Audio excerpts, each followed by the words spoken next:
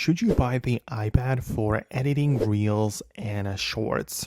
Let me talk about it. If you are new here, subscribe so you never miss anything important. So I've been editing videos for years, literally, and obviously the iPhone or like phone device has plenty of different photo and video editors, right? So you have like a lot of stuff available on the iPhone already, like you can go to the CapCut video editor or so many other ones are available, right? So it makes sense to ask the question if you should go for the iPad to edit it there instead. Because the main difference between the iPhone and iPad is literally just the screen size and the screen quality. So it depends on how professional you want to get with it.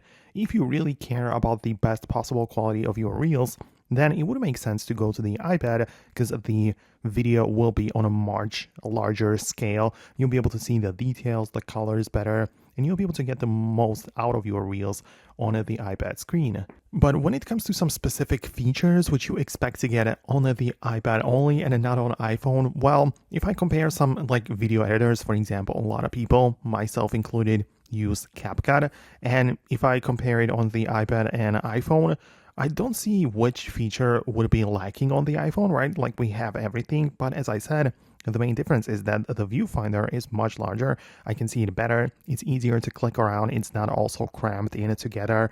And this just applies to any other video editor. Even if you go to the like LumaFusion, right? That's another very popular choice.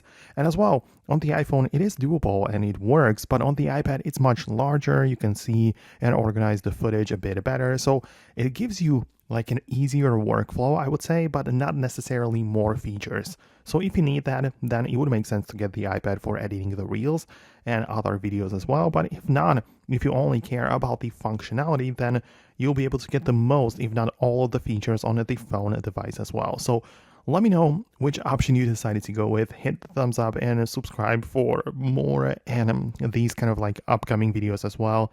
And I'll see you later.